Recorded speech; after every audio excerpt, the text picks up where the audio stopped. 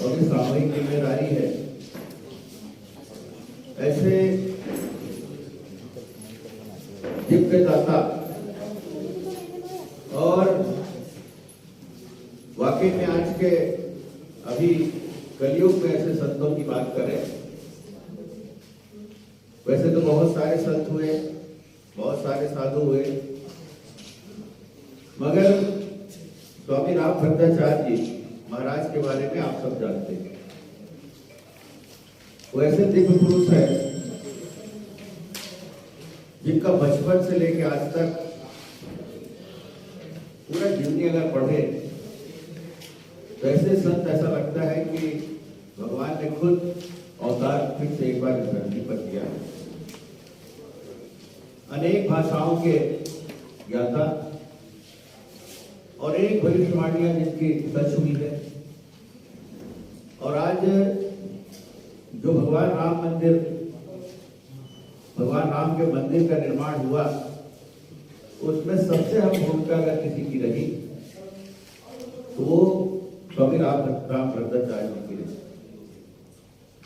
जिस तरह हम शासन और सरकार के माध्यम से, माननीय नरेंद्र मोदी जी के माध्यम से उस 500 साल के संघर्षों के मंदिर का निर्माण कर पाए और सीमित समय में कर पाए, तारीख भी आई और उस घड़ी भी आई जिसका हम सब साक्षी बने। उसमें संतों के तरफ से अगर प्रमुख भूमिका किसी ने निभाई तो स्वामी राम भद्राचार्य जी थे।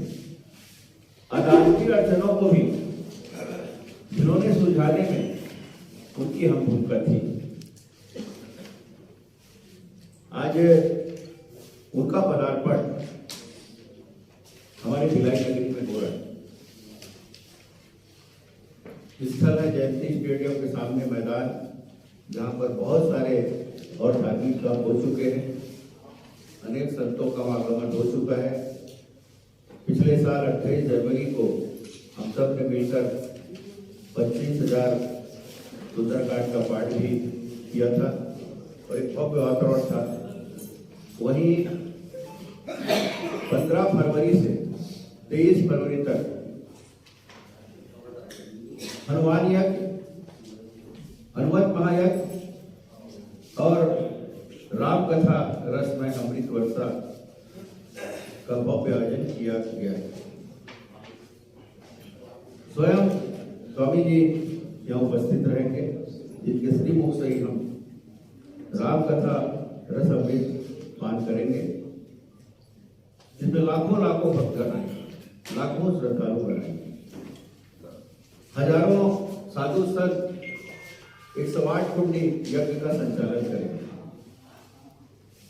और यज्ञ की व्यवस्था हमारे अपने छत्तीसगढ़ के संत राम भारद्वाज जी की जिम्मेदारी में है।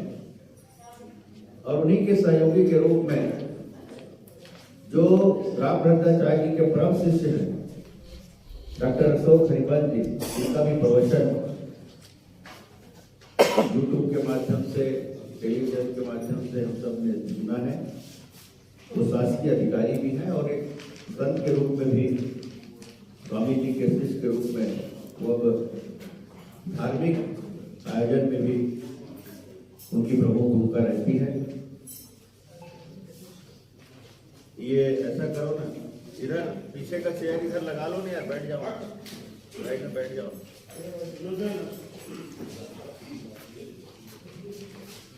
14 तारीख 2 बजे गणेश मंदिर से कलश यात्रा की शुरुआत होगी, पूजा पाठ होगा। वो भी जो हमारा प्राचीन गणेश मंदिर है सेक्टर 22 का, और वहां से पूजा पाठ के साथ कलश यात्रा निकलेगी। सनातन के लिए अलग से व्यवस्था रहेगी। कई ऐसे बुजुर्ग हैं जो व्हील चेयर में ही बैठे बैठे आते हैं, व्हील चेयर में ही बात करते हैं, तो उनके लिए अलग व्यवस्था रहेगी। सबके लिए सुरक्षित व्यवस्था रहेगी। नहीं, पत्रकारों के लिए वही अलग से दीर्घा रहेगा, उसमें आप लोग को व्यवस्थित बिठाएंगे, क्योंकि क्योंकि आप लोग के माध्यम से तो गुरु जी का जो संदेश है वो जन जन तक पहुँचेगा, इसलिए आप लोग महत्वपूर्ण कड़ी हैं इसको। संदेश वहाँ काफ़ी लोग हैं, तो आप अलग से पंडाल के बाजू में ही या सामने में जहाँ पे साइड में है, मतलब जहाँ से आप सब अच्छे से सुन भी सके, देख भी सके और लिख भी सके। ये जो हवन आपने बताया है, उसकी कोई अंतिम तिथि निर्धारित की गई है क्या पंजीयन की?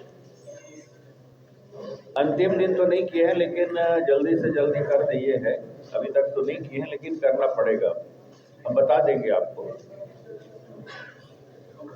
क्योंकि बाकी तैयारी में भी लगेगी, तो कम से कम हफ्ता भर पहले नाम आ जाए, राशि भी जमा हो जाए, नाम आ जाए। पंजीयन के लिए किससे संपर्क करना है, ये जानकारी किस तरीके से उपलब्ध होगी? ये हमने नंबर दिया था, ये सभी प्रेस में इसमें देना था यार, है ना? नहीं वो तो है, ये दे रहे हो जी। ये सभी फाइल में, ये वाला पॉम्पलेट है ना, सभी फाइल में है क्या? ये इसी में नंबर है। जो प्रेस नोट है, ये एक बार सुनिएगा दुबे जी, ये जो है ना सभी फाइल में, ये कार्ड वाला, तो इसी में संपर्क नंबर है। हाँ, प्रेस नोट में हमने नहीं दर्शाया इसको, इसमें है सब, तो इस नंबर को आप लोग अंकित कर दीजिएगा, थोड़ा कोट करके ये निवेदन है।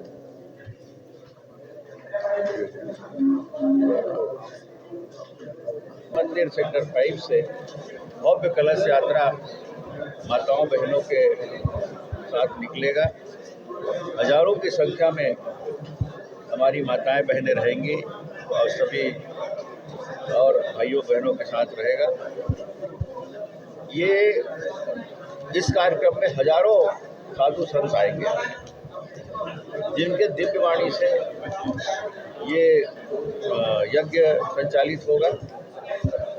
और हमारे अपने छत्तीसगढ़ के स्थानीय संत राम बालक दास जी पाटेश्वर धाम वाले, उनके सानिध्य में यज्ञ संपन्न होगा।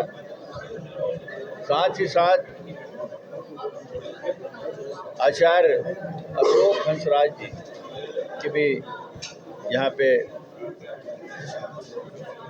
भागीदारी रहेगी, और इसके लिए पूरी समिति पूरे भव्यता के साथ तैयारी में लगी हुई है।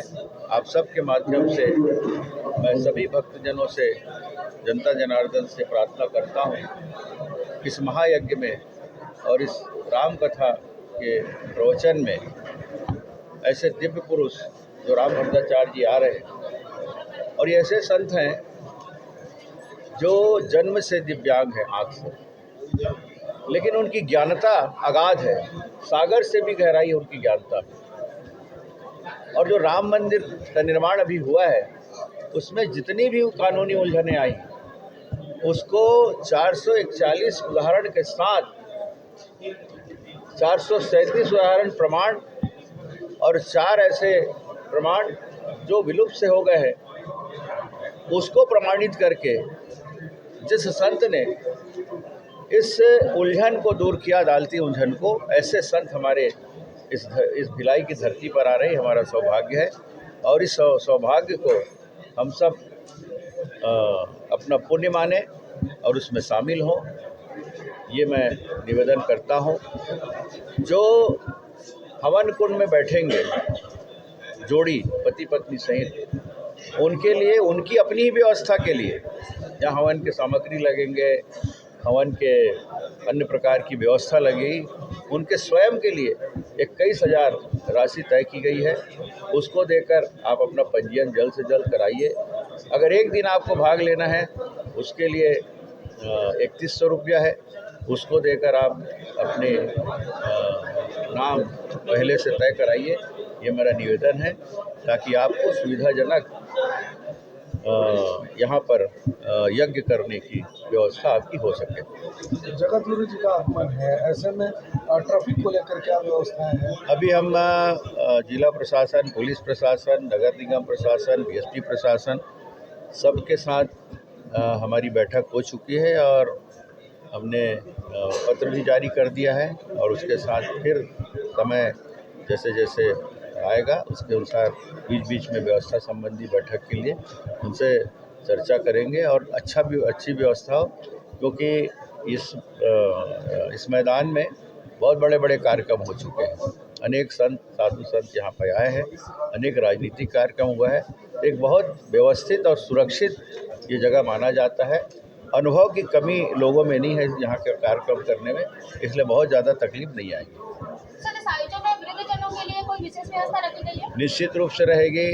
उनके लिए हम ई रिक्शा चला रहे हैं। वो जिस गाड़ी से आएंगे उनको उनके जो और साथ में आने वाले सूचित करेंगे। ई रिक्शा से उसको कथा स्थल तक लाएंगे और कथा स्थल पर भी उनको बहुत सुविधाजनक, उन्हीं के अनुसार सुविधाजनक स्थान पर बिठाया जाएगा।